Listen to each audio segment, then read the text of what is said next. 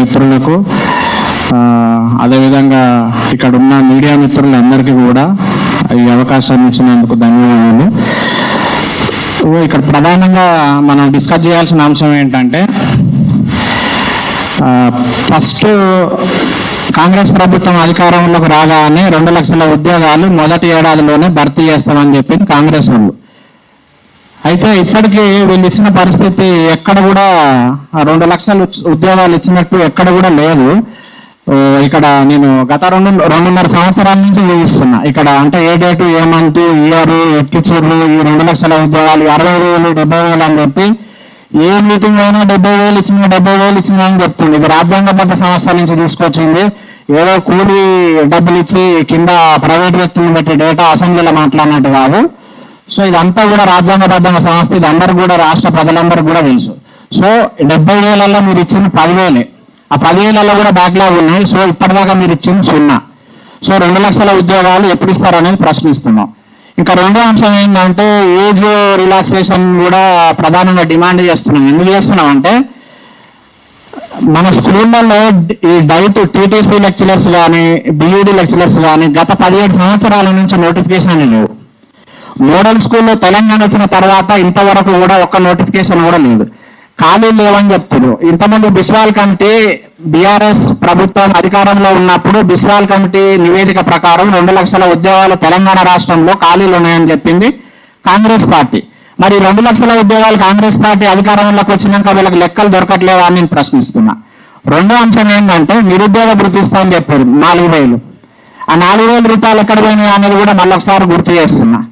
రాజీవ్ వికాసంలో 6,000 కోట్లు 2023, 2024 బడ్జెట్ లో ఆ 12,000 కోట్ల రూపాయలు ఎక్కడ పోయినాయని చెప్తున్నా.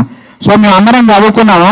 ఆ 12,000 కోట్లు బడ్జెట్ లో రివైజ్డ్ బడ్జెట్, అదేవిధంగా provisional budget, actual estimation, budget estimation, revised estimation, provisional estimation, ఇవన్నీ కూడా రైట్ టు ఇన్ఫర్మేషన్ యాక్ట్ ద్వారా అన్ని కూడా తీసుకుంటున్నాము. మళ్ళొకసారి పవర్ పాయింట్ ప్రజెంటేషన్ చేసే అవకాశాలు ఉన్నాయి.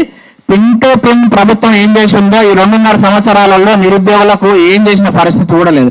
ఒకసారి మనం అన్ని కూడా గణాంకాలు ఈ ప్రభుత్వం చేసినాయి ఒకసారి గమనిస్తే, మొత్తం మోడల్ స్కూళ్ళు రాష్ట్ర వ్యాప్తంగా 194 మోడల్ స్కూళ్ళు ఉంటే ఖాళీలు 1,072 పోస్టులు ఖాళీలు ఉన్నాయి విద్యాశాఖ కనుక తీసుకుంటే. అదేవిధంగా మొత్తం 12 యూనివర్సిటీలు కనుక తీసుకుంటే మనం తెలంగాణ రాష్ట్రానికి సంబంధించి ఈ తెలంగాణ రాష్ట్రంలో 2,816 ఖాళీలు అనేది ఉన్నాయి. గత 13 సంవత్సరాల నుంచి ఒక్క నోటిఫికేషన్ కూడా రాలేదు.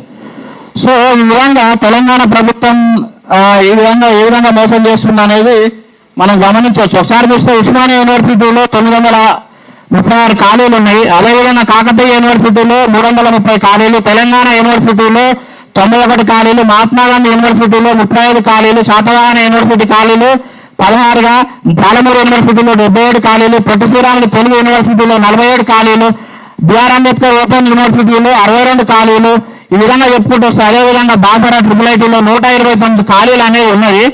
ఇవి గత 13 సంవత్సరాల నుంచి నోటిఫికేషన్ అనేది ఒక్క నోటిఫికేషన్ కూడా రాలేదు. ఇక రెండో అంశం మాట్లాడితే, మనము జూనియర్ కాలేజీ రాష్ట్ర వ్యాప్తంగా 430 జూనియర్ కాలేజీలు ఉంటే దాంట్లో 494 జూనియర్ లెక్చరర్స్ పోస్టులు అనేది ఖాళీలు ఉన్నాయి.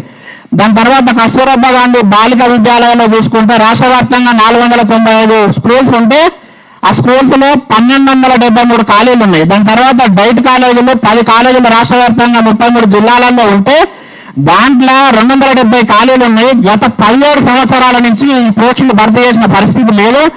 దీంట్లో 94% ప్రైవేట్ వాళ్ళని తీసుకొచ్చి 94% అంటే ప్రభుత్వ ఉద్యోగులు కేవలం 6% మాత్రమే చేయడం అనేది జరుగుతుంది. అదేవిధంగా డిప్యూటీ ఎడ్యుకేషన్ ఆఫీసర్ కనుక చూస్తే 24 ఖాళీలు ఉన్నాయి.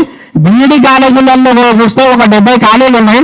మొత్తం రాష్ట్ర వ్యాప్తంగా 149 డిగ్రీ కళాశాలల్లో దగ్గర 500 డిఎల్ ఆ పోస్టులకు ఆమోదం తెలుపుతామని చెప్పి ఇక్కడ జీవో నంబర్ 4 తీసుకొచ్చి రకరకాలుగా ఇబ్బంది పెట్టే కార్యక్రమాలు చేస్తారు.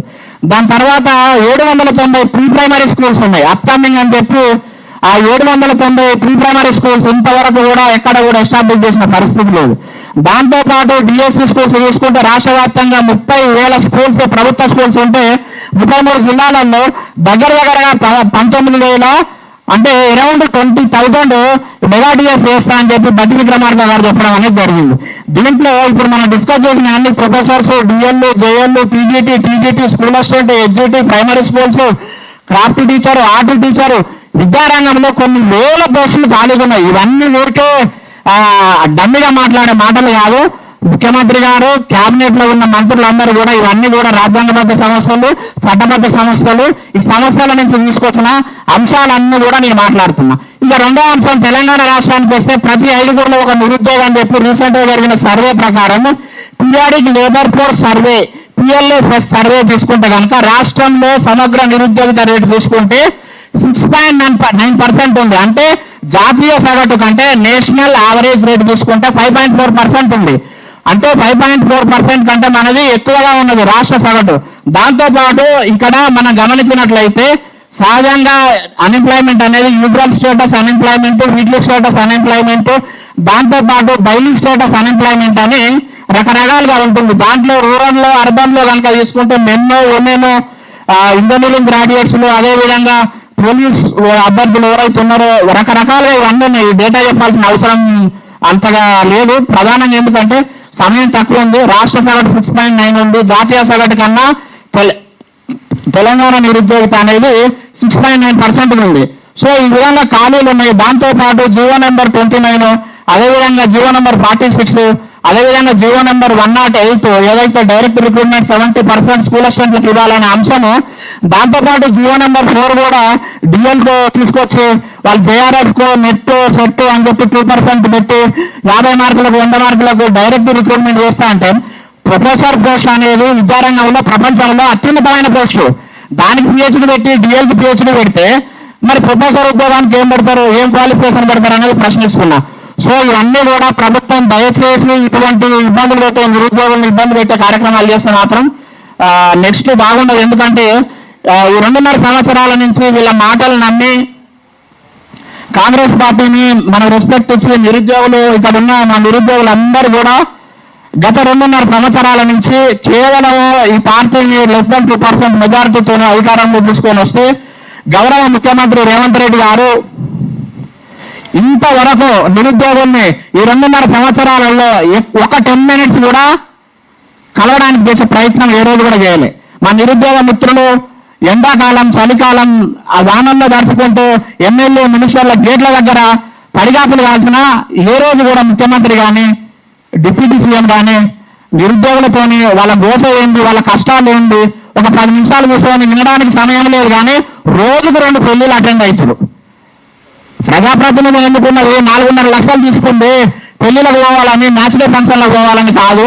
ఒకసారి ఏ ఆర్టికల్ రోజుకు 2 పెళ్లిళ్ళు పోయి అటెండ్ కావాలని భారత రాజ్యాంగంలో ఏ స్టేట్మెంట్ చెప్తుంది, ఏ ఆర్టికల్ చెప్తుంది, ఏ పార్టీ చెప్తుంది, ఏ కాన్స్టిట్యూషనల్ అమెండ్మెంట్ బిల్లు చెప్పింది, ఏ కాన్స్టిట్యూషనల్ అమెండ్మెంట్ యాక్ట్ చెప్పిందని చెప్పి నేను ముఖ్యమంత్రి గారిని నేను ఇక్కడి నుంచి ప్రశ్నిస్తా ఉన్నాను. సో ఈ విధంగా ఇన్ని ఖాళీలు ఉన్నాయి. బిస్మాల్ కమిటీ చెప్పిన 2 లక్షల ఉద్యోగాలు ఎటుపోయినాయి. శాంతికుమారి మేడం చేసినటువంటి అధ్యయనంలో ఆ రిపోర్ట్ నివేదికలో ఉన్నటువంటి ఆ నివేదిక ఎటుపోయింది. సిలబస్ కమిటీ ఎటుపోయింది. TGPSC బోర్డు చైర్మన్ దాంతోపాటు అక్కడ ఉన్నటువంటి సభ్యులందరూ కూడా గవర్నర్ గారికి 365 రోజులకు సంబంధించిన ప్రతి సంవత్సరం నివేదికను ప్రతి సంవత్సరం కూడా గవర్నర్ గారికి నివేదికను సమర్పించాలి. మరి 2.5 సంవత్సరాల నుంచి మొదటి సంవత్సరం, రెండో సంవత్సరం, ఈ 6 నెలలు this is also going to complete this third year also. మరి TGPSC గవర్నర్ కు ఎందుకు సబ్మిట్ చేయట్లేడు? మరి దానికి ఏం సమాధానం చెప్తాడు? అలా ఉన్న చైర్మన్ గారు, అక్కడ ఉన్నటువంటి సభ్యులు అష్టాచమ్మ ఆడుకుంటున్నారు అని నేను ప్రశ్నిస్తా ఉన్నాను. ఈ 2.5 సంవత్సరాల నుంచి జీతాలు ఎందుకు తీసుకుంటారు? ఈ 2.5 సంవత్సరాల నుంచి మరి ఖాళీలను ఎందుకు, మీ ఖాళీలకు ఎందుకు ఆ నివేదికలు రాలేదు సెక్రటరియట్కు? మరి ఎందుకు ఆ సమస్యలన్నీ చూపలేదు? కొంతమంది ఏం చెప్తా ఉన్నారు, జీవో నెంబర్ 46 కొన్ని ఇష్యూస్ ఉన్నాయని చెప్తారు. మీకు నిజంగా చిత్తశుద్ధి ఉంటే డిప్యూటీ ఎడ్యుకేషన్ ఆఫీసర్కు కొన్ని ఉద్యోగాలకు జెన్కో కావచ్చు, లేకపోతే ఫారెస్ట్ బీట్ ఆఫీసర్ కావచ్చు, చట్టబద్ధమైనటువంటి ఏ సమస్యలు లేనటువంటి ఉద్యోగాలను భర్తీ చేయడానికి మీరు ఎందుకు వెనకడి చేసుకోవడానికి చెప్పి ప్రశ్నిస్తా ఉన్నాను. కేరళ రాష్ట్రానికి పోయి UPSC మోడల్లో తీసుకొస్తామని చెప్పి అక్కడ ఎన్నో నేర్పిన పాఠాలన్నీ ఎక్కడ పోయినాయని ప్రశ్నిస్తా ఉన్నాను. UPSC బోర్డు తరహాలో ప్రపంచంలో ఎక్కడ లేనటువంటి పారదర్శకత ఉంటుందని చెప్పినారు. అవన్నీ కూడా ఎక్కడ పోయినాయని నేను ప్రశ్నిస్తా ఉన్నాను. సో ఇవన్నీ కూడా ఉన్నాయి. దయచేసి ఈ ఖాళీలన్నీ కూడా భర్తీ చేయాలి. ఈ కాన్ఫ్లిక్ట్ ఏవైతే జీవో నెంబర్లు ఉన్నాయో అవన్నీ కూడా రద్దు చేసి వాళ్ళకి అనుకూలంగా ఉండాలి.